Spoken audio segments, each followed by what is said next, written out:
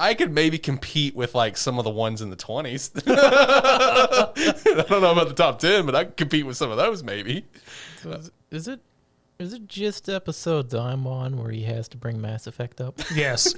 Anytime it's just me and him, we never talk about Mass Effect. That's not true.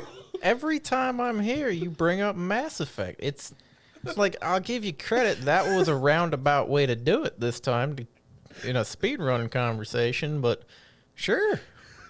I mean, I promise you, John, because we didn't mention Mass Effect at all last week. I mentioned space, but he never went to Mass Effect. He kept it strictly to Dread. I promise it's not intentional.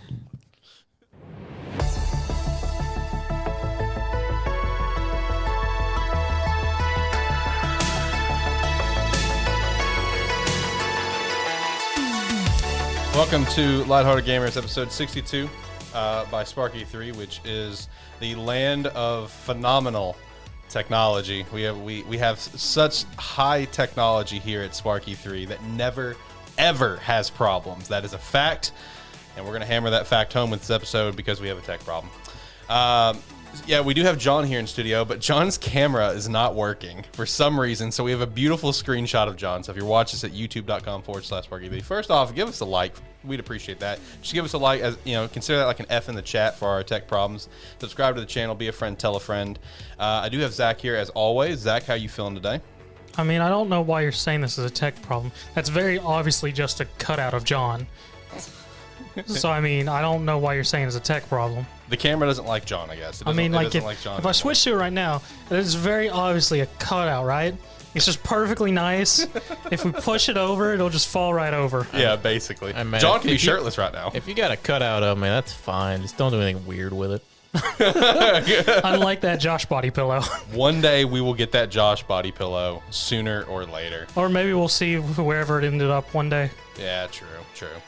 But we do have a new camera on order, though. As of 5 minutes ago when I said, fuck it, let's just go ahead and order it. So we do have a new camera on order, so good. And looking forward to that. It'll be the same camera that will match mine and Zach's.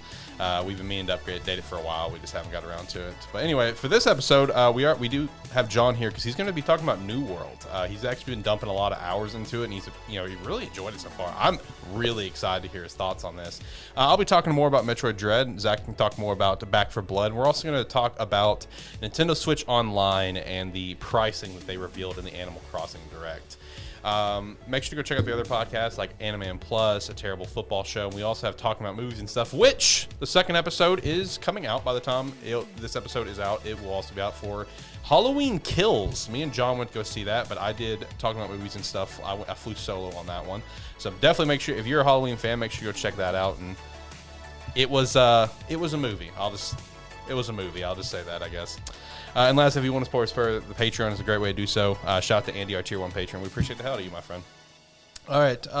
So before we actually jump into everything, boys, anything we want to talk about? How do you feel about speedruns? They're fun to watch. I love them. You love them? Yeah. All right. Then my second question. How do you feel about blindfolded runs? I think I know where you're going with this. Uh-oh. Okay.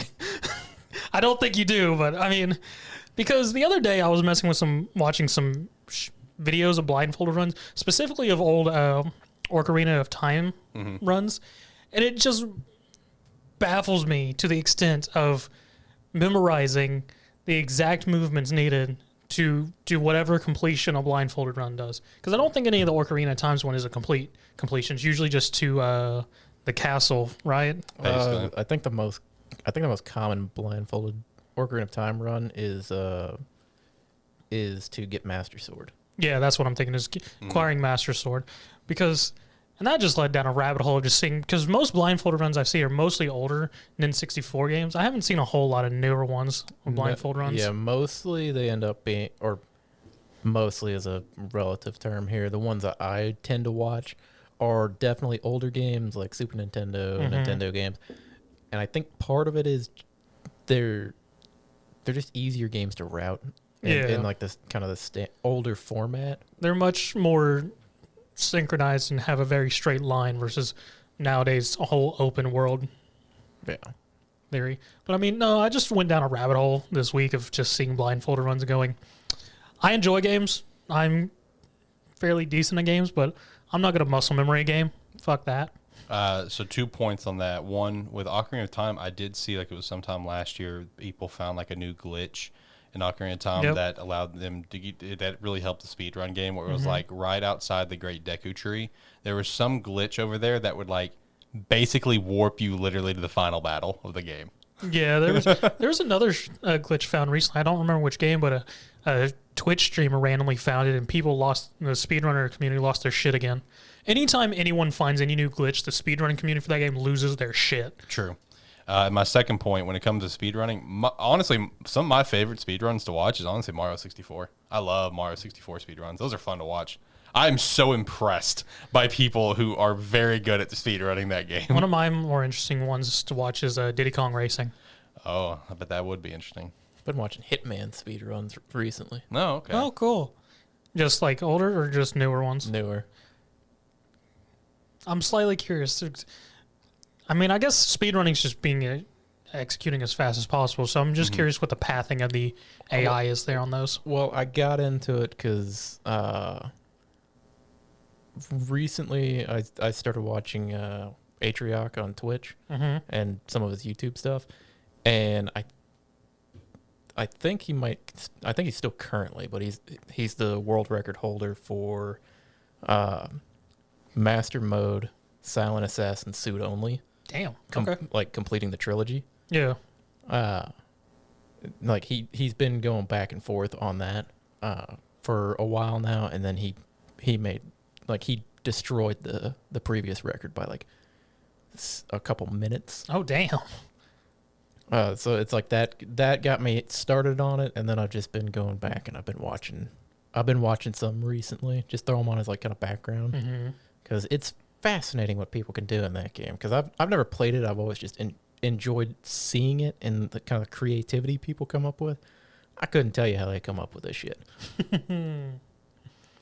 Are there any games that you guys think that you guys could attempt to speedrun at, or even want to? Because I don't think there's anything for me that I could. I mean, I'm not good enough at really anything to do that. I mean, at one point in time, I could have said, which that's probably not the best one for it, but I could have definitely sped run all the campaigns on Left 4 Dead on Expert at one point, because I learned all the pathing to make that do real quick, and then yeah, I think that's the only one I can think of, because I can't really think of anything else right off the top of my head. Yeah, I've considered trying to get into it. My problem is I can't pick a game that I would like to try to do it, because I try to look at it like, what's a game that I would want to spend.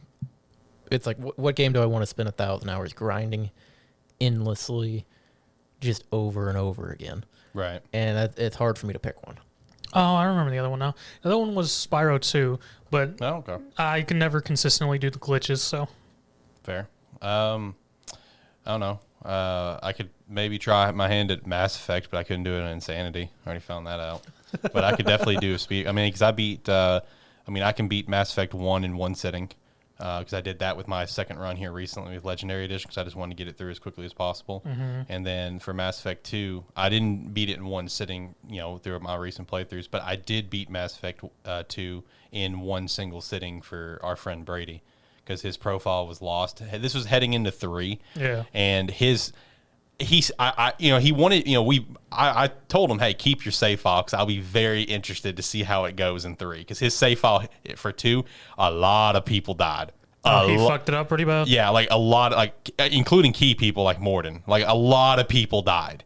So I was gonna beat the game for him where everyone lived, just beat the final mission, call it good. But then his save file it disappeared from his console. So I'm just like, well, buckle up. I'm gonna beat the game in one night. And that's what I did. I beat it in probably about 8 hours. Just bare minimum. I did all the loyalty missions and everything, but I did not do a lot of side stuff. Just bare minimum. This is the key stuff. Skipping every fucking cutscene. But so I mean, I don't know. I could try that. I have actually looked at some Mass Effect speedrun times before. Couldn't tell you off the top of my head now, but I have looked at them before, and I'm like, I could maybe compete with like some of the ones in the 20s. I don't know about the top 10, but I could compete with some of those maybe.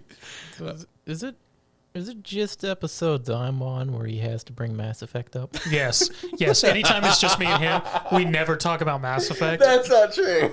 Every time I'm here, you bring up Mass Effect.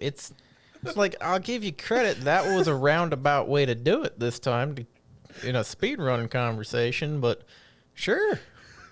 I mean, I promise you, John, because we didn't mention Mass Effect at all last week. I mentioned space, but he never went to Mass Effect. He kept it strictly to Dread. I promise it's not intentional. I think it is, John. Besides, I probably could have brought up Mass Effect another way anyway, because we have BioWare related news in this episode. So I could have brought it up another way. I don't know so if you could have waited that long. Come on, man. Come on, man. I'm not. It's honestly not intentional. It's one of the first things that comes to mind in certain conversations. All right, I'm sorry. You mean all conversations? I do love Mass Effect, so yes. I'm just trying to drive home my love for it is all. So, anyway, let's go ahead and jump into it, boys. We'll start with the room mill. I'll go through the room mill this week. So first up that I came across was apparently Spider-Man 2 will allow you to choose between Miles or Peter for missions. That would be very interesting if they went that route instead of having like sectioned off where like these certain missions you're playing as Miles or Peter. So it'd be interesting to see how they do that because I feel like that would also really impact how different missions we played based on their abilities. So. Do you think they would ever introduce a co-op mode? I think so, and I'm kind of afraid for it. I kind of don't want multiplayer in Spider-Man at all. I'm perfectly content with it being the single-player experience, but yes, I do think that is a possibility. I just don't want it to happen. At least me, I don't. I mean, I feel like it could work. I mean, it could. It'd just be how exactly would they go about it, though? You know, I don't know. I mean, would they go about it in a way like... You range tether them to you, so if they go too far, they get teleported back. Everybody loved that mechanic. I mean, or they could do freaking the best mechanic ever that I've never seen anything else. Rockstar's Warriors, where they don't tether them. They just go, oh, you're this far apart? Well, now we're going to split screen it. Yeah, basically. And, you know, if they would ever go co-op, I mean, I'm curious if it was going to be like, you know, if they were going to take away the ability, like, let's say do story missions. Because my first thought, just because... I don't know why it's my first thought, but like Far Cry 4, for example, that multiplayer, once you go online and play co-op, you can't do the story missions anymore, but you can go do pretty much anything else with someone, because what me and Andy used to do, and we'd go take over the forts and shit together. So I wonder if it'd be something like that, where it's like, you know, you could do co-op, but like you're not going to be able to do story missions, but you can go around and do like all the city events and all that inside missions and stuff. I mean, I feel like for that one, they could do the story missions, because it's more or less building it as if both of them are going to be around dealing with the same situation regardless, especially if they're letting you choose which one you want to play with for each mission, because like if it's going back to Far Cry 5, you could do that entire game co-op, story missions, side quest, everything. Right. I don't know. I mean, me personally, I wouldn't want it, but do I think it's a possibility? Yes, 100%. I think it's 100% it could be in this game. I just don't want it to be, but I don't know. We'll see. There is a rumor that the GTA Trilogy is set for a December 7th release. I mean, all right, that makes sense. Apparently, Blizzard might be working on a new online open-world RPG based on a recent job description. We do have some rumors over Avowed. This game coming from Obsidian, of course, is like Skyrim's Obsidian. So what? Skyrim's Obsidian, Obsidian's Skyrim. I want on the record to be known, I did catch that before he said what. Yeah, but you didn't catch it before the look he had. Yeah, I know. Avowed is apparently deep in pre-production. Well, I fucking hope so. It is running the same engine as Outer Worlds, but it's more enhanced, action-oriented for combat and deep RPG elements. It will feature multiple class play styles like dual daggers and stuff. That's like large claymores and stuff. At least that's how it broke down the rumor that I read. Wait, what? How does that make sense? Dual class is just wielding two daggers? That's what it was described as, yeah. Yeah. I don't know how much more it'll go and enhance than that. Like if it could just be like dual swords or if it's going to be strictly daggers. I don't know. That's just what they said as an example. So just continue to use it as an example here. This is, again, just rumors. So I don't know. Okay. It's going to be more loadout based. That'll be kind of interesting. More colorful than expected. Has an environmental interactivity. Good chance it'll be at E3 2020. Small chance for the Game Awards 2023. Wait a second. Back up. Which E3? I said 2020, didn't I? Yep. 2022. This is why I have these guys around. You know, they help keep me in line because I'm a great host of this show. 2023 is most likely the date. Apparently, Avowed, the way they've described it to people that's gotten to see it, this is Obsidian Unleashed. Like they basically have like an open checkbook, and they're really getting to do whatever they want. Is essentially what it means. So, I mean, whose checkbook? Xbox, Microsoft. Oh, yeah, they own them after all. So. Do they? Yeah. Oh, okay. Yeah, Microsoft bought Obsidian a few years back. That's why whenever they Microsoft bought Bethesda, there was all the rumors for like everyone pitching, oh, there should be a New Vegas 2, because now Obsidian and Bethesda are under the same umbrella. But yeah, that's all that means. We do have some Pokemon leaks. These are being claimed as leaks, but there's no actual hard information, so this is just a rumor in my mind. This is involving Pokemon Legends and even Gen 9. For Pokemon Legends, apparently there will be new starter evolutions for Rowlet, Cyndaquil, and Oshawott. Apparently Dialga and Palkia will get primal forms. Now that would make a lot of sense. Apparently there will be a Hisuian Electrode line, which I've seen that teased a couple times here recently. There will be DLC in 2022 for Legends. Apparently Brilliant Diamond Shining Pearl has had issues in development, and it according to this all coming from Centro Leaks on Twitter. They've been in the Pokemon Leak game for a while. They're saying that Diamond and Pearl is not even done yet, and it's 1 month from development. Woo! So that's kind of worrisome, but we'll see how it goes. Ursa Ring Evolution, apparently that is also going to be rideable, and Game Freak is aiming for a dex for around 400 for Legends, and that does include the potential DLC. That's a pretty long dex. Damn. Well, when you have like 950 something, I understand they got to cut it down over some capacity, but even for like the old school theme they're going for, yeah, you're right. 400 is not too bad in my opinion. There's gonna be people that's gonna bitch about it though, just like they bitch about Sword and Shield. I mean, the only thing people aren't gonna bitch about is the fucking death fish. That's true. That death fish looks cool. And then apparently Gen 9 is in full development and targeting for a 2022 release as of a couple months ago. So that is kind of interesting stuff there. And segueing over to our quick news, we do have some more news involving Nintendo stuff. This coming from Nate the Hate. Zach, what do we got going on in the quick news this week? Well, per Nate the Hate, apparently next gen Switch is to release either late 2022 or early 2023. 4K via DLSS. Exclusive games can't play Switch. One game. Wait, what? Switch 1 games. Yeah, Switch 1 game, but Nintendo is working on it, apparently. Yeah, and the only real update to that is the Switch 1 games thing. I mean, we already saw the rest from the Bloomberg report, and the fact that at this time it cannot play Switch 1 games, that's the new part of that. And if that's the case, then Gen 9 could potentially be a launch title as well as Breath of the Wild 2, if that ends up being true, of course. That'd be wild. But again, just like I talked about with the Bloomberg thing, we just need everyone just needs to stop referring to this as like a Switch Pro, because people still refer to that as a Switch Pro. It's just the next gen Nintendo console. That's all it is. I mean, shoot, as far as I'm aware, it's now going to be called Switch 1. There you go. I mean, but besides that, if we want to still talk console stuff, we got Xbox Series has cleared 100K sales in Japan and on track to beat the Xbox One in its first year. Xbox One sold so bad in Japan. I mean, it's I don't know why, too, because, I mean, it wasn't a bad console. Yeah, it sold so bad in Japan. Well, I guess it's also just because Xbox has never had, like, a strong, footing over in Japan. I guess that's one reason it goes into it, because 360 didn't do super great, and neither did the original Xbox. But, hey. I guess, yeah, they got the Sony blanket over there, so yeah. Sony just more or less... That Nintendo. Yeah, that Nintendo. But, hey, Xbox is making their footing there. They're making something. Yeah. But, I mean... But also, apparently, Xbox Series X won Best Gaming Console at the Trust Reviews Award this year. Which I thought that was super. What the heck is that? It's just based. I don't know. Trusted Reviews is just like it's the best in multiple categories of tech. They do graphics card, mouses, keyboards. I mean, it's literally anything for best of this in this certain category. And so it's just like a spec test. Yeah, then. It's just like a spec test. Basically. Everybody knew that. Yeah, everyone did know that. Xbox Series X won for that, but PlayStation 1, I did see they won Best Gaming Platform. I did see that. PlayStation 1? PlayStation 1. Like, hey, we won. Yay. Yeah. So, anyway. But you know what's the real winner here? Hell yeah, I do. The Xbox Series X mini fridge. I want it. For about $100, it looks like, and it's currently on pre-order come October 19th. I want it. I'm probably going to buy it. You know what you really need? What? You need that mini fridge, then you need your KFC gaming fryer. Please. I want the KF console to be a thing. It is a thing. I know. I want it to come out. I mean, it's supposedly in production. Yeah, I know. It's going to run the gaming industry. I said that a long time ago, and I'm going to keep hammering that. I mean, there's not going to be shit to play on it. You can fry your chicken though while you're playing a game. I mean, literally, what it's going to be is there's going to be one special slot in between that bucket of chicken, and you got to put in chicken drumstick cartridges.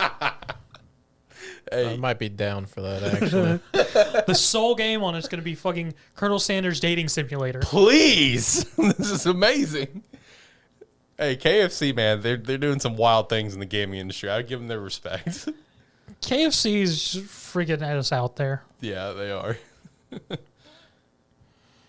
I mean, but the one thing I am sort of happy about for looking forward to consoles, preferably not the KFC console, but consoles, Yeah. is apparently per Jeff Grubb, Dragon Age 4 will be next gen only. That's fantastic. First off, Dragon Age 4 news. Secondly, next gen I'm okay with it, but Yep. at the same time, Dragon Age 4. Yeah. Yeah. Yeah. No, that's fantastic news because basically the way Jeff put it is BioWare is ready to leave this generation behind, and they didn't have a great generation, so I can understand them wanting to say, yeah, let's just say fuck the PS4, fuck the Xbox One, let's move on, which is good. That's what we want to see out of gaming industry right now. Yeah, BioWare didn't have a great year. Their biggest thing was Andromeda, and that shit fucking flopped. Yep. Yep. I don't think BioWare really did anything else for this generation. No, just what, Inquisition? Yeah, Inquisition was at the beginning of this generation. I forgot about that. Yeah. And Inquisition was sort of subpar. Yep. So, and then Anthem, of course. What? Exactly. Exactly. So, I mean, hey, if they're ready to leave the generation behind, I'm all for it, dude. Because I'm ready to get to that point, as we've talked about before. I'm ready to get to that point. No more cross-gen stuff. But I mean, I don't got anything cross-gen, but we always have things spanning next gens, like Alan Wake. That's remastered. True. That's true. Apparently being rated for Switch. Yep. And of course, it's going to come out later. Just because as per normal, all these Switch ports, they come out way later after the fact when everything else comes out first because you got to basically rebuild the game for that crappy hardware.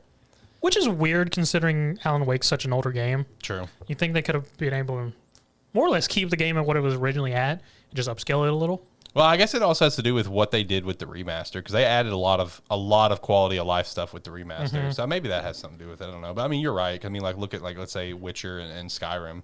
They're on the Switch and they run. I mean, I don't know how well. Josh says they run fine. Maybe not on John's Switch. Apparently, he's got a cursed Switch because he can't even run Breath of the Wild more than 10 frames. So I don't know. All right, boys. Where do we want to start our conversations at? Do we want to start off with some New World, Back for Blood, some Dread talk, or this Switch Online pricing stuff? I'd say probably the Switch Online pricing because I don't think that'll be a super long conversation, but it's definitely one that I would like to have. Yeah, that's good. Okay. So on Friday they had an Animal Crossing Direct, which also, hey, shout out. That looked actually like I watched the entire thing. Actually, it actually shit ton of content. I got some Animal Crossing fans that I know pretty well, and they told me they are immensely pumped up for this. Like a lot of content. There is going to be the last free update that's coming out November 5th. So no more free updates that they've done in the past, but they are going to continue to make content in terms of the paid DLC with the Happy Summer Home or Happy Summer Paradise or whatever it was. I don't remember. What? You can do it. Yeah, it's one of the two. I don't remember what it was or something like that. But no more free updates, which I don't think anyone can complain about that considering they've been doing. Sure they can. Well, I mean, I know, but they've been doing free updates the past year and a half. They knew it was going to end sooner or later. They don't care. The friggin' turnip prices are insane. They want more free content. I mean, that's true. That's true. But, while all that was all said and good, none of us play Animal Crossing. Cool, whatever. The ending of this whole thing is what kind of got a lot of people talking because it's just like, Nintendo chose a really interesting way to reveal the pricing for the expansion pack for the Nintendo Switch Online. So this paid DLC, first off, is going to be included with the expansion pack as well. And for the expansion pack, it is going to be $50 for a year for the single membership or $80 a year for the family membership, which got a lot of people kind of pissed off about that because they look at Xbox, they look at PlayStation, which is one reason I really wanted John on besides New World is because John has Game Pass. So it's a kind of, obviously Game Pass has however many amazing games, whatever, for a pretty good price. So he can give a really good, answer in terms of just how lack of appealing this is for the Nintendo Switch Online and what they offer. Because I mean, with the expansion pack bringing in N64, I mean that's cool. That's nostalgia for us, right? Very limited library. It's good so far, but how much they're going to add? We've seen what they've done with NES and Super NES. They barely add shit. Sega Genesis, which I mean, I don't personally care about that. I mean, the game selection they had on there, none of it appealed to me except for Sonic. And now with the paid DLC for Animal Crossing, which by itself is priced at $25, right? So a lot of people seem to believe that being added on is what inflated the price up to $50. I actually don't think that's the case. I actually fully believe Nintendo was set on that $50 price, and they just threw that DLC in there to make it seem more appealing. You know what I mean? Because when this initially announced, we thought it was going to be like probably like a $10 increase for this, right? Yeah. And then maybe go up over time because we know Game Boy and Game Boy Color is coming. So what are your thoughts on this, with the pricing? I mean, I know you're not a big Nintendo guy, but with what they have offered, I mean, do you feel like $50 is like kind of ridiculous, especially since their servers eat ass? I mean, I feel like $50 is a bit high, but it makes me curious. The whole fact that they are adding in the Animal Crossing DLC part of the expansion pass makes you wonder if they're doing that at such a high price point because they're going to do something similar to like what Game Pass does, and just as things come out, they automatically put it along with the expansion pass. So if you already have it, you'll get this content from this game or whatever. Yeah. So, I mean, if they end up going that route in the future, I feel like the $50 price point might be better off once stuff comes out and there's actually some things behind it. Right.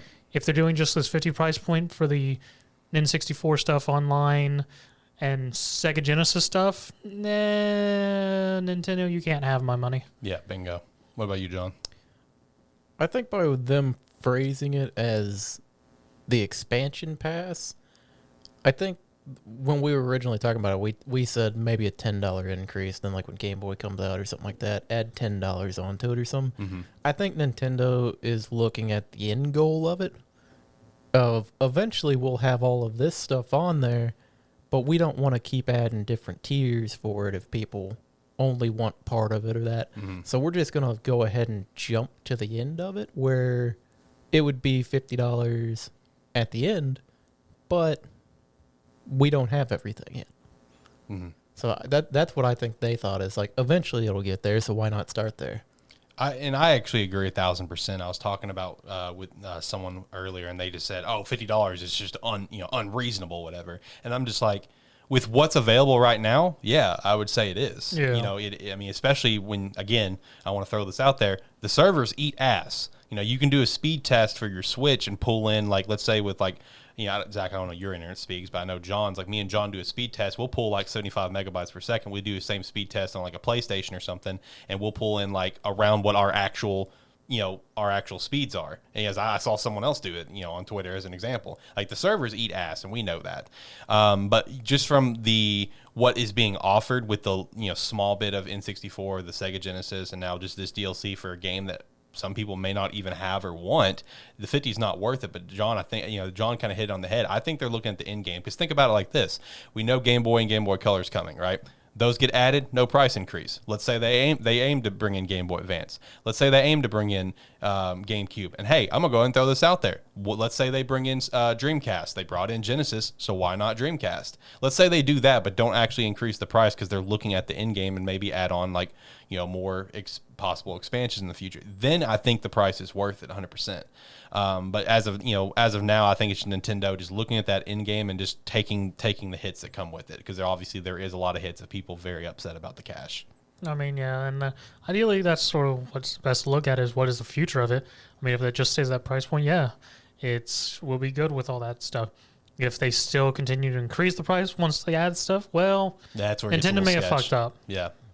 If they continue to update the price and increase it every time they add something to it, then I don't know what the fuck they're doing. And again, you said this is a yearly or monthly? Yeah, this is a yearly. So I mean, let's be real. I don't think that price is bad. $50 for a year, it's not a bad price. It's just what you're paying for, and what's coming with it. Yeah. That's the only thing. I mean, I think the price is very fair for a year. I was about to say, for a year, that's actually not bad.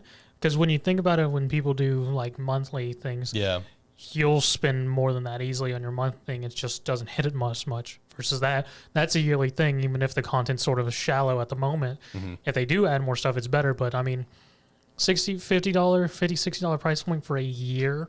That's actually not that bad. No, it's not. Again, it just comes back to what's on it, you know. Yeah, because like Alex said, it's like compare it to something like Game Pass. Game Pass has I don't know how many titles they have, but It's quite a lot. it's like they have a shitload of them, and they're pretty much committed at this point to like their big games that come out are also dropping on Game Pass as well to help On push day the one, sales yeah. for it. Because Back for Blood as well, Mhm. that dropped on Game Pass. It's like I was gonna buy Back for Blood, realized it was gonna be on Game Pass, and I just downloaded it yesterday when I was looking through because the Xbox app popped up on my computer, and I went, "Oh yeah, that is available there. I'll just download it real quick and then have it for when I want to play it." Mm-hmm. And you know, I Nintendo is so tough to predict on things because Nintendo's going to be Nintendo.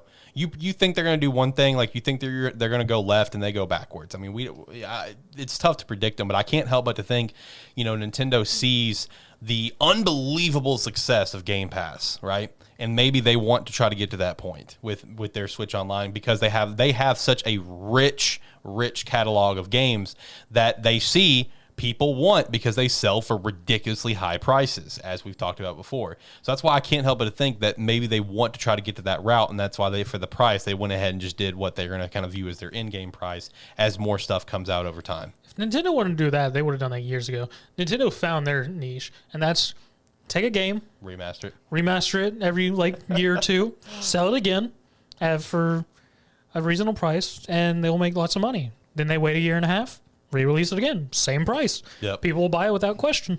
Yep. Yeah, but now with their expansion pass and their cloud storage for these older console games, now it's like Alex said, they might be trying to emulate the Game Pass portion of it, which that took a long time to get good and to become where people were excited about it. Mm-hmm. And Nintendo, at the rate they release things, it could be could be a couple years before it's really worth it in a sense. Mm-hmm. Or who knows? Maybe they are gonna try to speed run this and release it all in the next year or so. I think one possible thing to consider with their plan is that them doing what they're doing now is kind of just scratching the surface for what they're going to do. And when this next generation console comes out, that's when they're going to really kind of dive into it and maybe expand it more. Because again, I mean, let's be realistic. That console's happening. I mean, it's just their next console. That's all it is. Like I said, stop calling it a Switch Pro. I'm really hoping it's not. What? I really hope it's not happening. I mean, it's going to happen. You can hope all you want. You can hope in one hand, shit in the other. But, I mean, it's happening. It's just because, I mean, it's just their new console. It's all it is, which, you know, if those possible reports for the Pokemon thing is true, I mean, that would be a hell of a launch, though, of Gen 9 and then Breath of the Wild, because you could only assume Breath of the Wild will just launch alongside of it and release the same way that it did with the Switch, where you have the Wii U version and the Switch version. Mm-hmm. The only downside is I feel like there wouldn't be, like, you know, since the current Breath of the Wild game is obviously being built with the current hardware that we have, it's not going to be like some true next-gen Zelda experience. It's just going to look prettier. I mean, that's all it'll be. It won't be a true experience because it's not built for it. But no, I mean, the pricing, like Zach said, $50 for a year, not bad. And like John said, you know, this is them probably looking at the end game. So people just need to calm down, but it's Nintendo fans, so they will not calm down. This is how it goes. Where do we want to go from here, boys? Who wants to take it? Me. You know, we all got some gaming to talk about. What we've been up to. Who wants to take it? You want to pass it to John? Because I'm really excited. How's your space FNAF, man? I'm almost done.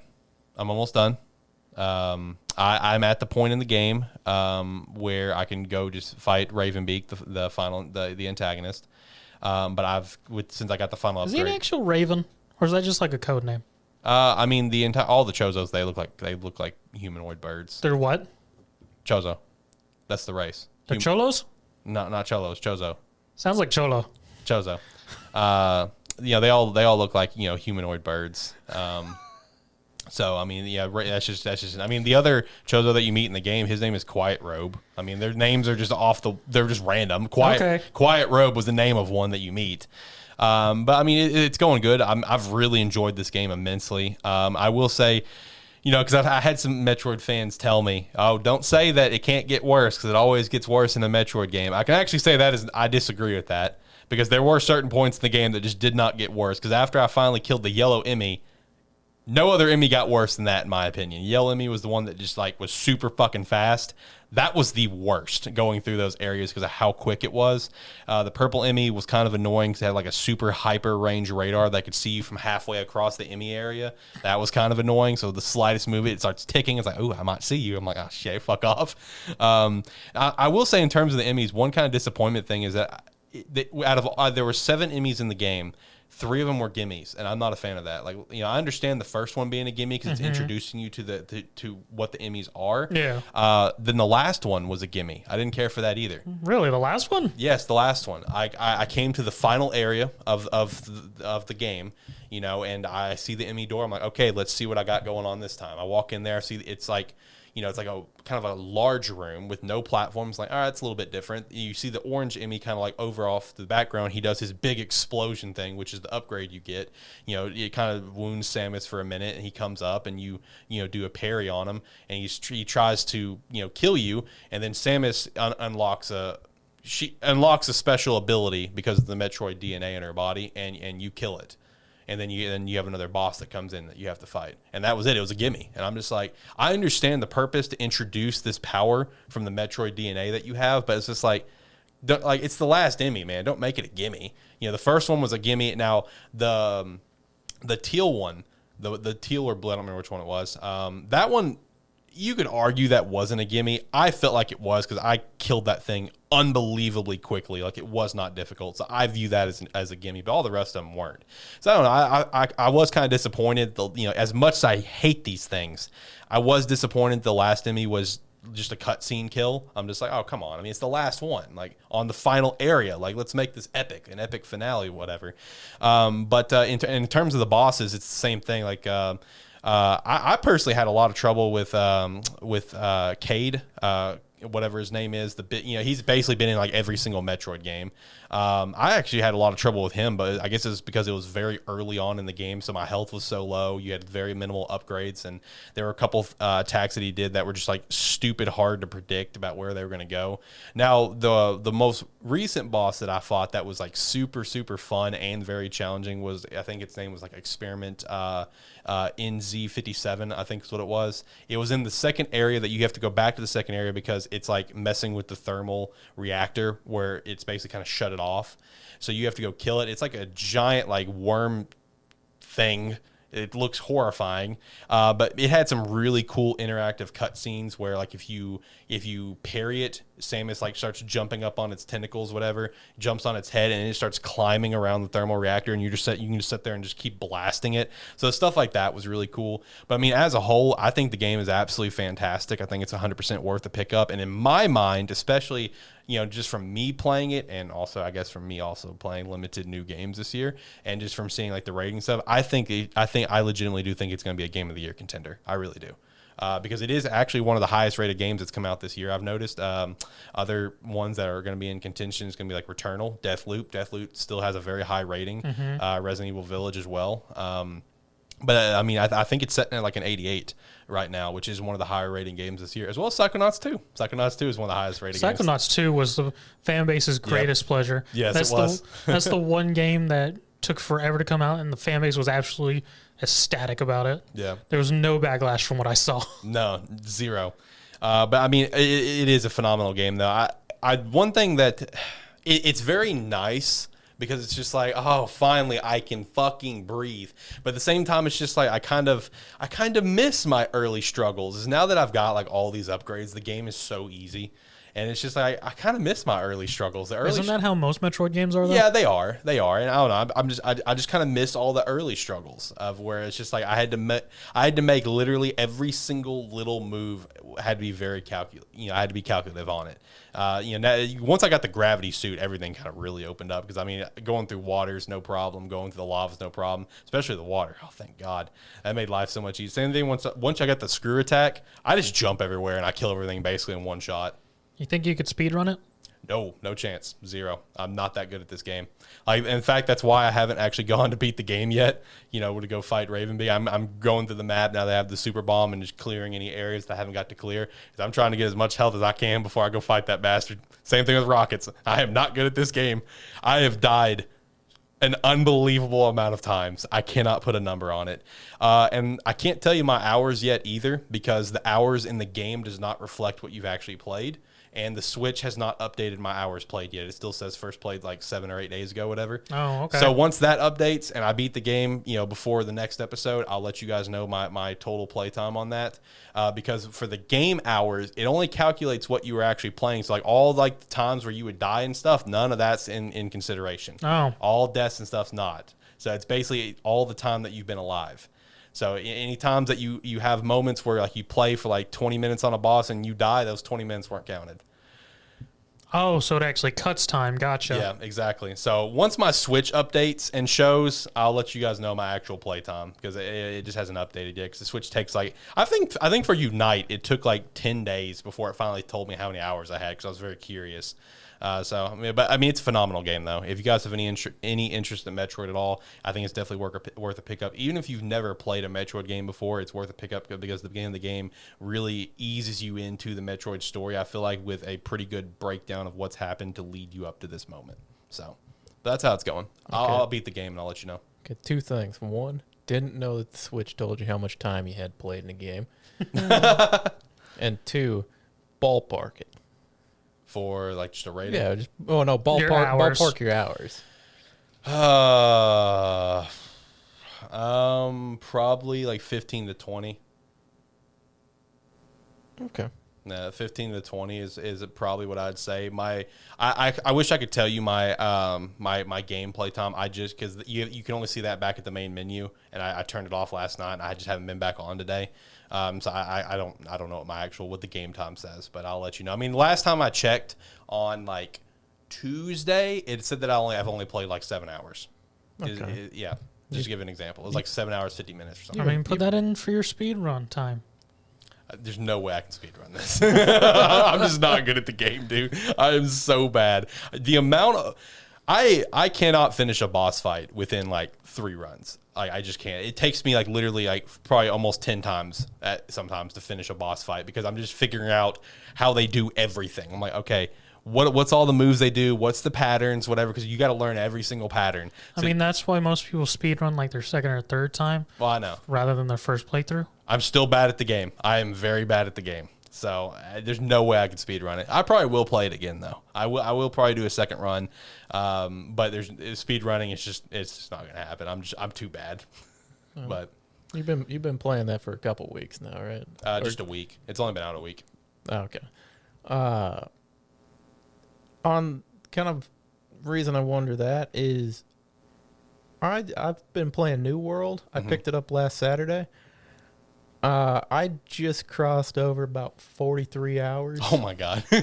Yeah, no, John's on this thing about every day. It's pretty much all I've been doing. And the thing, I know when we talked about it like a couple months before it came out, my opinion of it was I'm probably not going to check it out because I'm going to wait on it and see if there's anything there. Well, it looked fun, so I picked it up, and then he discovered it's his new RuneScape. Dude, the shit that I've been doing in that game is stupid. When I had about 15 hours in, probably 12 of it's mining and cutting trees down and gathering plants, because everything in the game is useful. Like you need stones for like town project boards. But okay, so New World, if you haven't heard, it's the new like MMO that's out right now by Amazon, and I jumped onto a low population server because I was like, I don't want to have to deal with any potential issues with high player counts or anything like that people were having a few days before I jumped in. And yeah, pretty much anything you do in that game is beneficial, whether it's for your crafting, your gathering levels, because you can, like for mining For instance, you pretty much have to start out like mining stone, or I think you can do iron right away. But like silver, you got to mine up your level to be able to mine silver. Gold, can't mine gold until you're high enough level on it. And then it's like the next tiers up, it's like magic stones. So stones that give you other crafting materials to use for like different crafting professions, basically. But there's just something to do for everything. And iron is used in everything, because the way the system works is iron is like your base material for like smithing. So everyone has to start with iron? You always have to have iron, because you need iron, and then to make steel you need iron. And then to make the next tier of material is called star metal. To make star metal, you need steel. And so it's like, and it gets, I think it's 4-to-1 for just about everything. Dang, okay. So, and then there's a tier above star metal, which is orichalcum. So all I can ask John at this point, because I talked to you very early on when you first picked up New World, and the one thing you said to me was at the time was you were leveling up your wood cutting, and the only thing I could think of at the time was back in like middle school, high school days, just you wood cutting in RuneScape. So that's this entire time, every time when he talks about it, I always think, this is a new RuneScape. And then my other thing is, like, so John, when are you going to become a crafting master in there? And just make everyone have to buy all their crafts from you?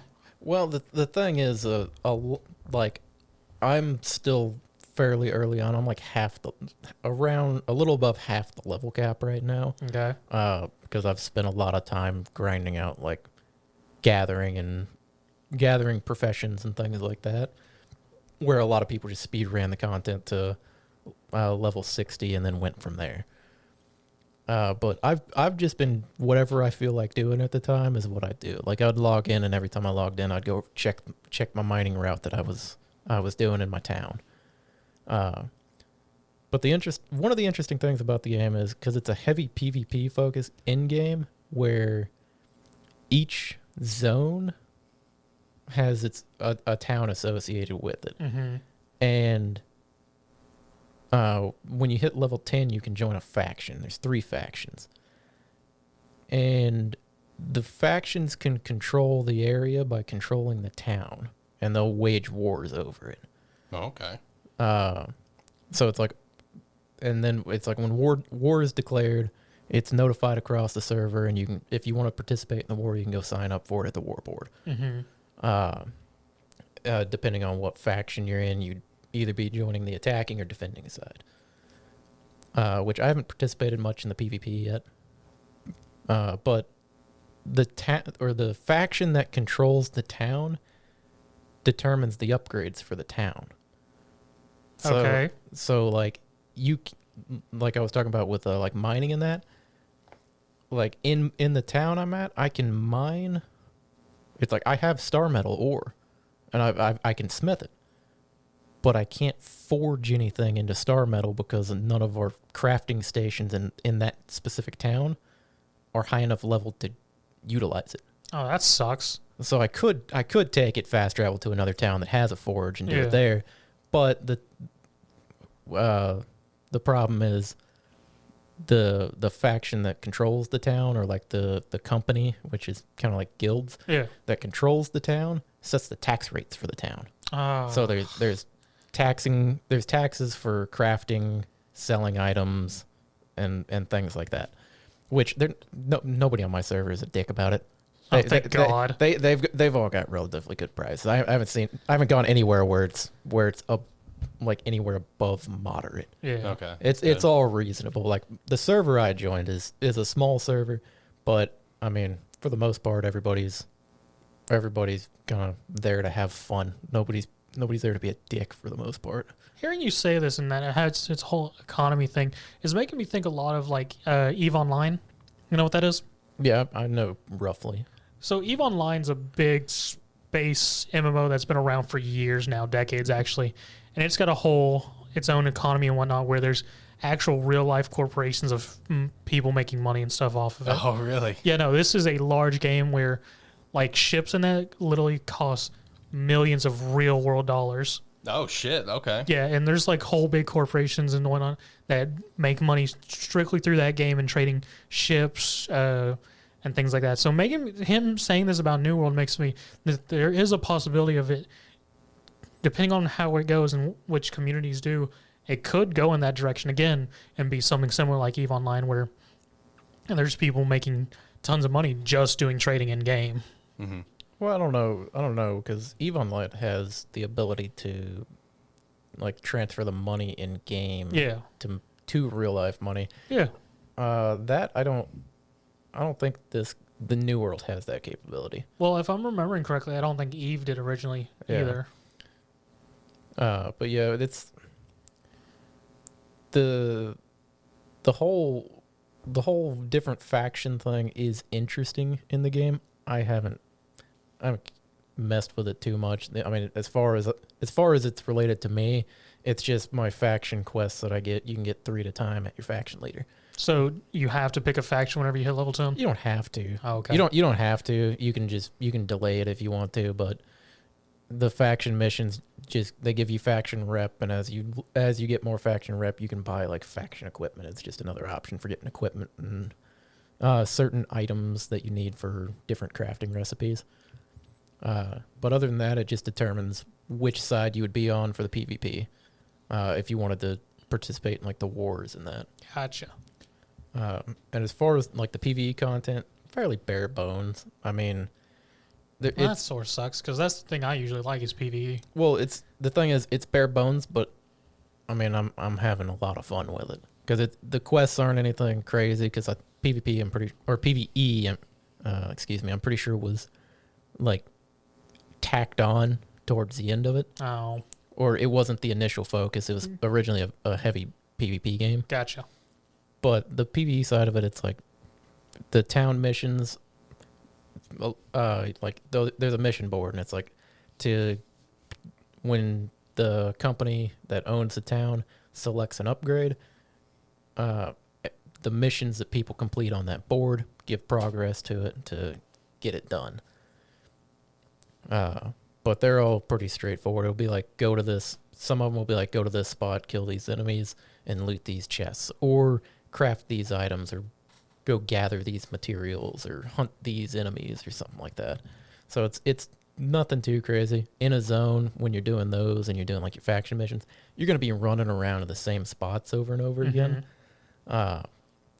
But all of like the different chests and everything that are in the zones, it's like they're to loot them, they respawn. I think a lot of it's like every 30 minutes, every hour or something like that. And the big thing about opening the chest is that's where you get some of your resources that you need for crafting.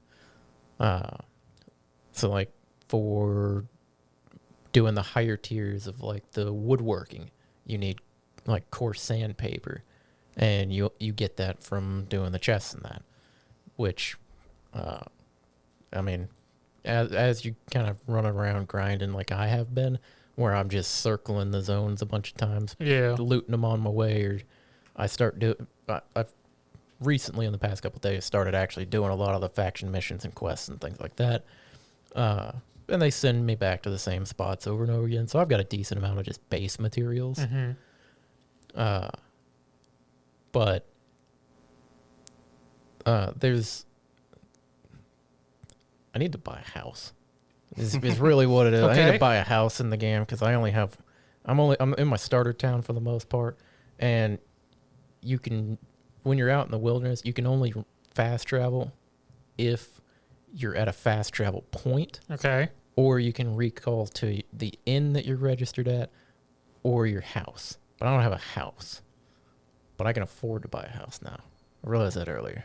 So I need to buy a house. See, I was thinking... Because the house adds more storage space. Okay, that's where I thought you were going, because I was like, I'm assuming he's saying this because he needs storage space. Yeah, I need storage space. Are the houses already like just in town or something, or can you build one, or can you they're choose like, where it's going to go? Or? There's in the towns, there's buildings that are there that if you walk up to, they'll tell you the price of the house. It's like you can it's pick, payable. You can pick which one in the town that you want to live at, and then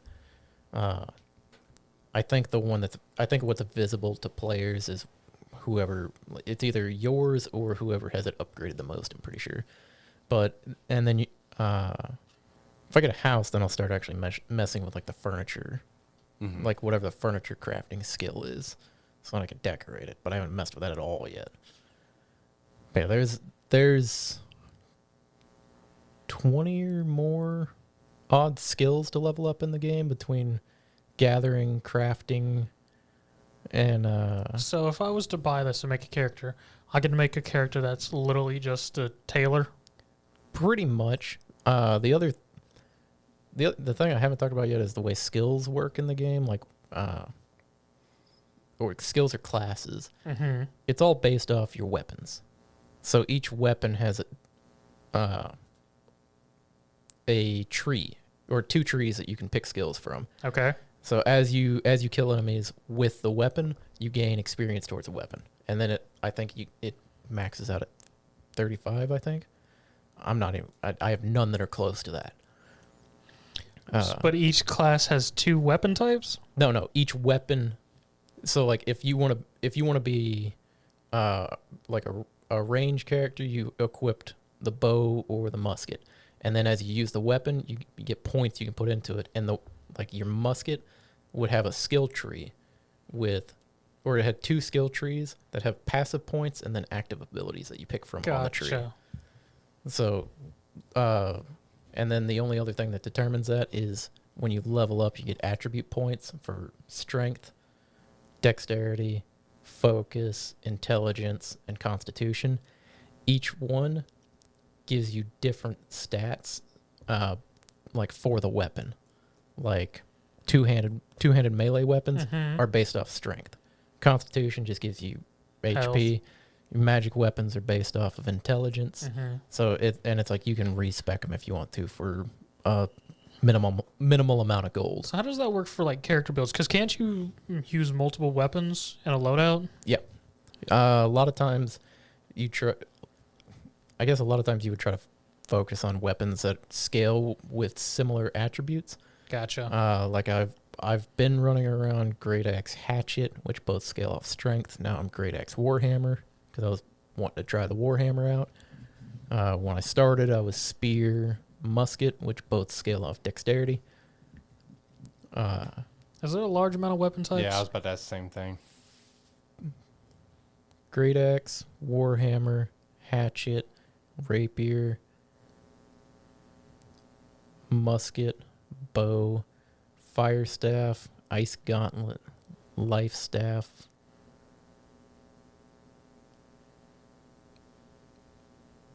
I might be missing something, but that's the gist of it. So ideally, if they were going to add in a new class type, it would be more or less they'd be adding new weapon types. Yeah, pretty much. it's like to make a new class with new abilities. They just add a new weapon into the game. Okay. So See, yeah, I'm sort of curious about that system. Sort of like how Secret World we played a long time ago. That was a whole just skill and item level. Your build was based on what skills you got and what your item level was. So I'm sort of curious about this, which it's builds based on just weapon trees. Yeah, it's like the skills are the way to think about it is the skills are based off of the weapons that you equipped, and your damage, like your damage or your stats, come from your attributes that you apply upon level up. But yeah, it's like I said, I'm in around mid 30 levels right now, and to respec my attributes, it's about 90 gold, which is not much. I mean, you could do, I think it's a couple faction quests, or just like chain run some mission boards or something, or if you don't not worried about making gold fast. I started selling things, like I just started checking what I had in my inventory at the trading post, see if anybody has any sell offers out, and if I'm not using it, or if I have like an excess of it, I'd just start selling it to people that have buy offers out. Gotcha. So it's like I made a little bit of money doing that, but at least for leveling up. I mean, I've got more enough money right now where I can buy my house. And like have money for repairs or buying stuff whenever I need it right now. I know the game has like its economy system and everything, but what's considered a lot of money in that game? Because I mean, from the way you're talking, it's not difficult to get 90 gold just by doing a couple missions. So like, how does the money go in terms of like scaling? I guess. I know, like, buying territories is in the tens of thousands. Okay. But I think it is. I think like buying like some territories, it'd be in the tens of thousands. Don't quote me on that. I know it's somewhere up there. I saw people, like one guild was wanting to take a territory earlier, or last night, I think it was, for I think it was the Marauder faction, which is what I'm a part of. And they were trying to get people to join their company and help them get the gold for it. I think they were looking for 50,000 gold total. Which, I mean, for context, a house, like the base level house, is 7,500. Okay. And me, I've been playing it. I've been playing casually, not trying to make money, just kind of doing my own thing.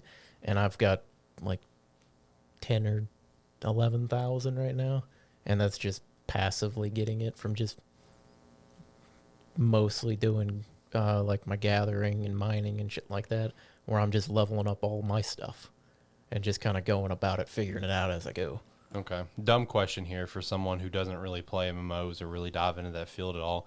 When it comes to the factions, I'm assuming they have no impact in terms of playing with your friends, or does it have a massive impact in terms of if you want? Because from what you're saying, it has an impact on the story, yes, because of the war stuff. But if I was to choose like a different faction from you, how much does that factor into everything? I don't know if you need to be a part of the same. Well, to be a part of the same company, you'd have to be in the same faction. Okay. But as far as like just grouping up randomly, it's like I did the like the first level dungeon the other night. I think it's called the AniMan excavation. Mm-hmm. I just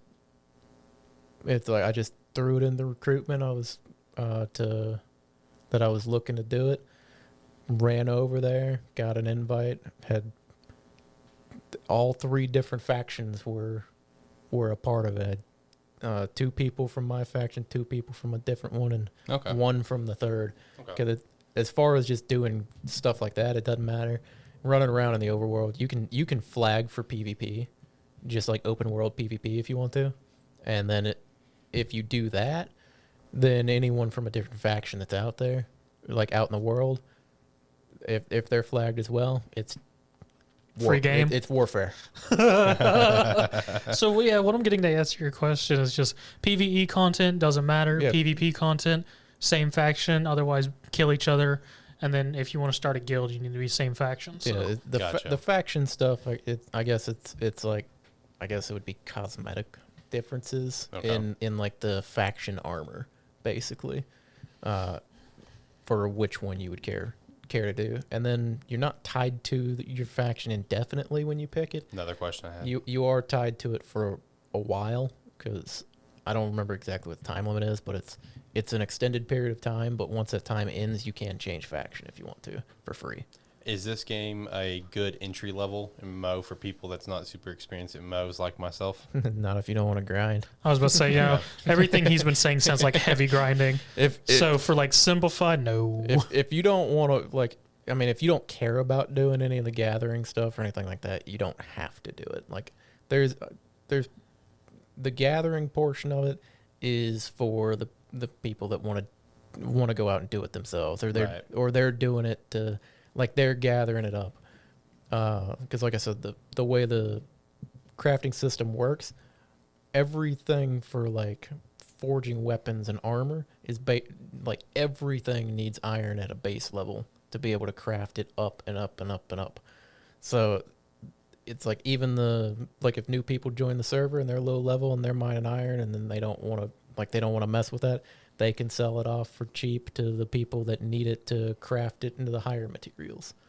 So it's a system where that kind of, as people join in, as people are like going back to do some of the stuff they missed out on before, or they just skipped over, I mean, it's there for them to do if they want to. Gotcha. I mean, from what John's saying, there's quite a possibility you could bourgeoisie yourself and just buy up all the like tier 1 materials to be able to mark it up the sell price like an ass. Well, that's the thing is in the server I'm in, since it's a small server, it's like there are people that are max level in the game and running around like farming in-game zones or like trying to gear up and that. But a lot of the servers kind of playing at their own pace, doing their own thing. I've seen a lot of there's a ton of people around my level, and I mean I recognize people in the chat now because they'll be in there every day, like constantly in global chat talking shit or to other factions, or they'll be in there asking for duels, or they'll just be in there talking randomly. Like there was an argument earlier in there about if New World is better than ESO. And it was like people going back and forth on it. And it was basically, I mean, if you enjoy ESO more, why are you in New World global chat talking about it? Talking some shit. It's like you're over here. It's like you're in there doing that. If you enjoy the other game more, I mean, why are you in here just trying to put everybody else down for playing it? It's like just go play that game. But for the most part, the server I'm in, community's great in it. Not too many people that are like aggressive or kind of just being dicks in the server. Everybody's helpful. Like there's a help chat in there. Yeah. Or a chat option for help where people pose questions. And it's actually very active with responses when people have questions. That's always nice. Which is something you don't see a lot of times. And then even like for like I said, the lower level dungeons and that, like people, if the same people are asking to see if anybody's looking for a group or anything, eventually, if enough times it gets asked, some higher level person will just throw on their healing gear and show up and be like, "Yo, come on, let's do it. Let's go. You just run in there, you'll be alive." Yeah, it's like you do your thing. I need to work on my healing skill anyway, so we'll just do this. And it's like, okay, well that works out. That's always good, because usually you need a guild or something to really get that crap, and then even guilds are dicks about it sometimes. Yeah, it's like I haven't joined a company yet. I've had people that I've been running around with just in the open world throw invites to me. I've had like the dungeon groups throw them out to me, but I'm like I'm having fun now. I don't know how long I'm gonna play. I'm not gonna join and like. It's like I'm not gonna join up right now. If I'm still into it in a week, we'll see. You don't want to commit it just yet. It's like I'm not gonna join it. I'm not gonna join some random company where like they may like expect or want something and maybe like I'm not into it now. But overall, I've been having a fucking blast with it. So would you recommend New World to anybody? If you don't mind the grind of it, like if you're interested in the crafting side of it or interested in the gathering side of it, it can be boring. Like I thought cutting trees was boring as fuck. And then my forge in my town got upgraded. I was out there clear cutting the forest. Leave it to me, guys. I was out there clear cutting the forest because suddenly I needed charcoal and I needed the higher level wood so that I could craft weapons. Oh, I pictures John out there after a day of lumberjack. He's like, "Oh, that sucked. New blacksmith in town, new forge. God dang it." No, it was the thing. Like the notification went through. Forge has been upgraded to the new tier, and it was like a fucking dash out of town. Everybody was it's like there was the people that have been doing it, and then it was people like me that was like, I don't want to do that. And then I'm suddenly you're out there like racing people to the closest forest to start clear cutting. Now I just see people in the middle of forest have cut down trees, doling it out for the right to cut one tree. This is my tree. I saw it first. That's the thing is I didn't understand the faction side of it when I started playing. So like the town I got put in at the beginning is owned by a different faction, and by the time I realized that, I had a storage shed full of shit. Did you have to move it? Well, I don't want to transfer, so I'm like, My faction will come take over this town eventually. They've been talking about it, so eventually they'll come take it over. I mean, I see it in the faction chat. They're constantly talking about it, but I'm just sort of over here waiting. It's like I'll be here and I'll buy a house in a different town eventually. But the only thing that's annoying about it is if your faction controls 2 towns, you can access the storage from both from either town. Oh, that's nice. But if another faction controls it, You lose that other you storage. lose that access. That sucks. You just can't access it from the other town. You can Yeah. access it if you're there, but like if I'm in my starter city where all my basic materials More or less a are, supply line gets cut off. yeah, it's like all my starter materials are there that I need for everything else. I don't want to move that right now. It's like I could. The thing is, I could like throw it on the trading post at a higher price, Mm-hmm. and then fast travel to the town that I want to go to, and then just delist it, get it back, throw it in the storage there. But I just got a bunch of starter shit over there. I'd like if all my starter shit was in one town and then all my other shit was in another town. But I can't control that. So, I mean, at this point, I'm like, I'll just move into the towns that my people own. All right. But yeah, it's like if you're looking for like heavy PvE side of it, it's a lot of the same repetitive stuff that you're going to be doing. You're going to be revisiting the same locations, running around the same areas. PvP, from what I hear, PvP, and it's fun. The war system people seem to be enjoying. Fucking wars are declared every time there's an opportunity on my server. It's like I mean, you go to the if there's a war scheduled, then it's like when you open the map, when you go down to the town, it'll just be on the map, upcoming invasion, or something like that. It's like, okay, yeah, I get it. Someone declared war. Can you take that off so I can zoom in right there? Hey, Dave, you hear about that war that's going to be happening in like a couple hours? You going to join? I mean, that's pretty much it. It's like there's always a war going on. But I mean, even with kind of the bare bones PvE stuff that's there, I mean, it's fun. I mean, I've had a blast, but I mean, I've been rotating weapons constantly. Yeah. It's like I think I've tried about every weapon every weapon now, because I hadn't messed around with Warhammer at all until just this morning. Mm-hmm. So I've been leveling it up to try to get some skills in it to see how it is. But so far, I've been having a blast. Mm-hmm. Okay. I mean, overall, to me, sounds like it'd be an entertaining MMO just for crafting and PvP. I don't know. Actually, hearing you talk about it, John, I might mess with MMOs again. I sort of burnt myself out a long time ago on MMOs, but I might mess with it because I always enjoy a good crafting system. See, that's the thing is like, because like I said, everything I'm doing means I'm making progress somewhere else. Because as I'm mining, I may be mining iron, but as I'm mining, I'm also getting small chances that like gem drops, and I need gems for jewel crafting. So it's like because I'm jewel crafting, I always need a source of silver, and then it's like even now that I've got like gold and I can't mine platinum yet, but I could use platinum if I had it. Yeah. But it's like everything I'm doing feeds into something else, like gathering plants, like gathering herbs, gathering plants, gathering food means I can do the cooking side of it, or I can do the potion crafting and things like that. So, I mean, it's interesting from that aspect because you get a little bit of experience no matter what you're doing. You go out and cut a tree down, you may get 10 experience from it, you may get 30, you may get 5. But you're making progress. Okay. So it's like even if it's like you run out and like whatever you're doing, you don't feel like you're really wasting time is the nice part about it.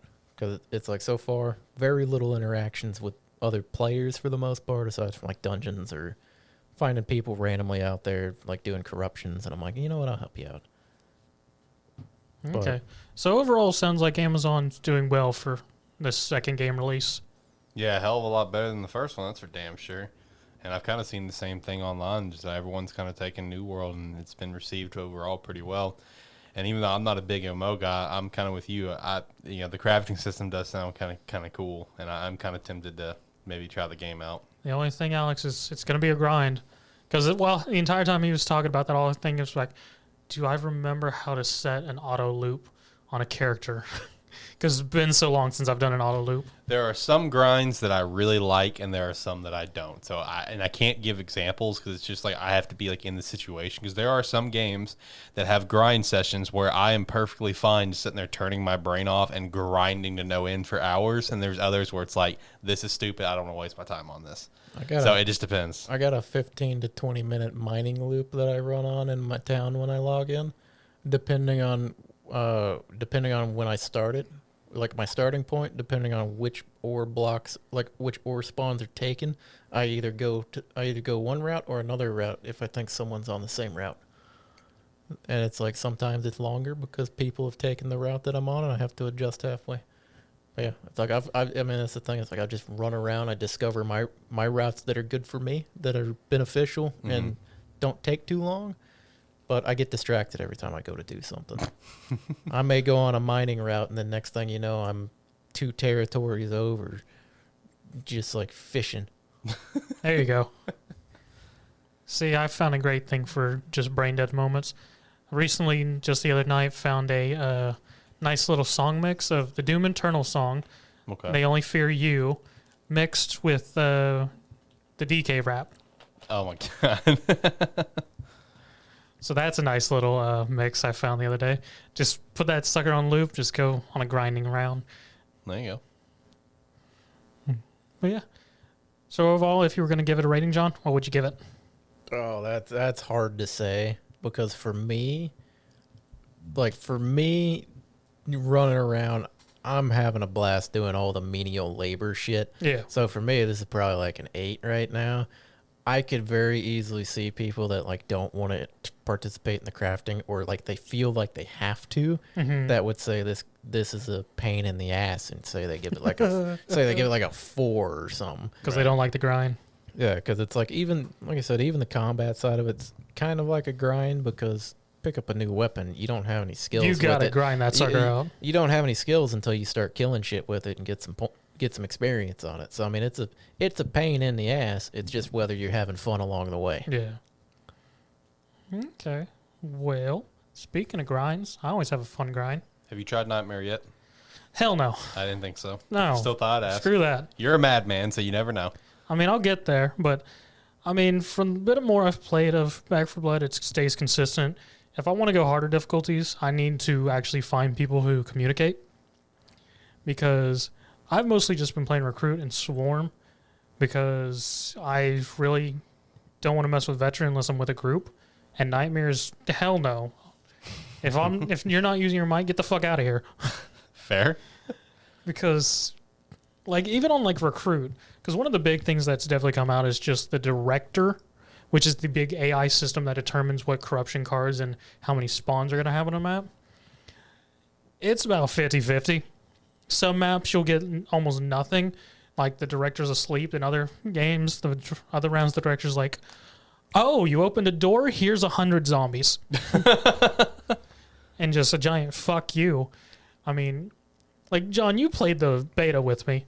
And you could say from the beta, the scaling difficulty on the different Recruit to Veteran was pretty solid, yes? It was consistent? I mean, it was pretty straightforward. It went from like just not having to care too much, but being aware to, okay, time to actually pay attention to what's going on, because otherwise I'm going to be screwed. But it wasn't like a super sharp like spike. Yeah. It's just like okay, time to pay more attention because I wasn't paying attention after I just played Recruit and I got fucked up. Yeah, no. Since the release, with the whole Director system, it's been a lot different. Like, there's some Recruit levels where, like, we'll get trashed just because the Director decided to be a madman and was just like, hey, there's now going to be an infinite spawn of Crushers in this tiny-ass building. Good luck! And then other times it'll just be like, there's a couple written here throughout the whole level. Just go and do it. And that's just on any difficulty. So you can just, if you get a good roll of the dice, it's just a cakewalk no matter what. Pretty much. Okay. It's like you talking about this, by the way. I do actually need to play this with you. I know I Yes. told you I was going to. Very distracted this past week. I don't doubt it with how much you've been messing with New World, but overall, I've still been enjoying it and everything. I've gotten some of my builds. I am running more with veteran blind runs with just random groups, which it's a hat trick whether it goes well or not. Because, like I was saying, there was a finale in Act 3 which is called Mr. Rogers' Neighborhood. Got into it with a full 4-man group. We got completely destroyed. The whole finale, you're supposed to get 6 cases out of a house while being swarmed by tons of zombies and ogres onto a truck, get the hell out. We got 1 case. Ran it with just me and one other guy.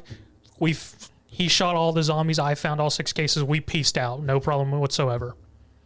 And it was about the same difficulty. So, I mean, teamwork and communication and being to know the map is very much needed, especially because, like John said, he was found something earlier about someone completed the entire campaign on Nightmare, and the question people asked was, what'd you learn? And they said, need to know map, need teamwork, and bit of luck. Yeah. So overall, still enjoying it. Swarm mode's it's all right. It's the PvP mode.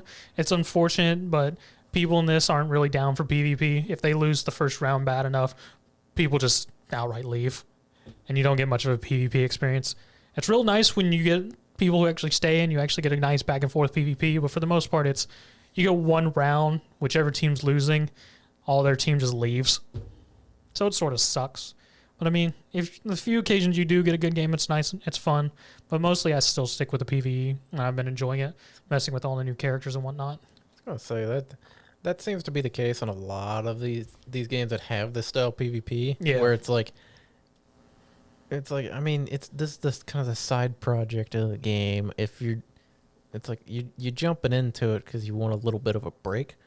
Why break from the normal game? It's like you're queuing up. You know what you're getting. Yeah. What are you quitting for? It's like just stick with it. Have a little bit of fun. Yeah. Get your ass kicked. The only thing I am aware that there is some on console side, there is a bit of connection with Swarm, especially if you have crossplay where you will just get suddenly dropped, which I don't know how much of it is that as well, because I'm not sure if they fixed that issue or not yet. Yeah. About how many hours have you put into Back 4 Blood? Have you been playing it pretty much every day? Have you played anything else since it's been out? I've been messing with some other stuff, mostly just reading. Actual hours I've put into the game at this point is only about 13, which is sort of on the low end. Come on, guys. John, me with 15 to 20, you at 13, and John's like, I got 43 in a week. I mean, What a work week in this bitch. I only got a 13 hours actual Back 4 Blood, but I've read like 2 series that each have 150 chapters each. I'm currently reading through Fire Force, and I'm almost caught up. But I mean, the bit I have been playing Back 4 Blood has been very enjoyable. Actually, probably after we finish this, I'm going to go eat and play some more. Finish some stuff up there. Mm-hmm. The only other thing about it is, fuck birds. Oh, man, birds are great. Birds are fucking awful. Great. Yeah, I thought the sleepers were bad, which are like little zombies that are just have no legs and just hang on walls were bad. But no, birds are far worse. Oh, motherfuckers. Oh yeah, John, you're gonna love this. There's a specific level in freaking Act 3 that almost always gets a miscorruption card and restless sleepers, which spawns twice the amount of sleepers than normal. I mean, it's just want to play that way. You just don't be surprised when you hear me yelling. I don't look when I go. No, you don't. I just go. Whoever's behind me can deal with that. It's a good thing I play Doc. Well, I got nothing else, boys, unless you guys got anything else. I guess I have one little tidbit I just saw. Apparently, a Sony investor says PlayStation's in growth mode and could still have $13 billion to $18 billion in the budget for purchases. Woo! So, Sony's on the move. They saw what Microsoft did with Bethesda, and they're like, well, shit, all right, let's step up. Let's start buying some shit. But other than that, I got nothing else for the show, boys. How you guys feeling about it? I mean, unless you want me to just sit here and keep talking New World for like the next hour. No, I'm going to have to cut you off there. I'm kind of hungry. Yeah, other than that, I'm good. Okay. All right. Well, in that case, if you would like, you can like, comment, subscribe, rate, whatever your platform allows. It does help. If you are watching on this YouTube and you liked whatever we have going on here, you can hit that subscribe button. And if you want to know when any videos come up, whether it be clips that get cut out of the episodes or actual whole episode podcasts, whether it be lighthearted, AniMan, terrible football, talking about movies and stuff, you can hit the bell and it'll let you know anytime we post any of that stuff up at Sparky3, no, youtube.com/Sparky3. All right. Yep. Glad to be back on. Let me know when you want me to come back, or I'll just play something new and then just show up before you record. I'm more than okay with that. Just do it, man. Hopefully we won't have a cardboard cutout next time. Yeah, hopefully. Yeah, for the people watching on YouTube, do apologize for the screenshot we just threw up at John Fizz. Don't know what the issue is. Completely out of the blue. It worked. There was some issues last time we tried to use the camera, but we had it fixed with just some quick setting changes. No idea what's happening today. Well, we'll figure it out, though. We always do. We'll figure out one way or the other. We'll keep putting band-aids over it. But also, just quick heads up, next week is a scheduled break for the show. We will be back. Our next episode will be November 2nd. And for Lighthearted Gamers, episode 63, I can confirm that I'll at least be talking about Guardians of the Galaxy. That does come out on October 26th, and I do already have that purchase ready to go, and I'm pretty excited for it. Wait, for which episode? 63. This is 62. Okay. Yeah. So 63 that we are recording on the 30th and releasing on the 2nd. So I'm looking forward to it. It'll be fun. But with that said, do everything Zach said and more. We appreciate the hell out of you if you made it all the way to the end. Until next time, guys, hopefully you guys have a wonderful week in the week that we are not uploading. Your life will probably be better without that. So anyway, see you next time. Bye.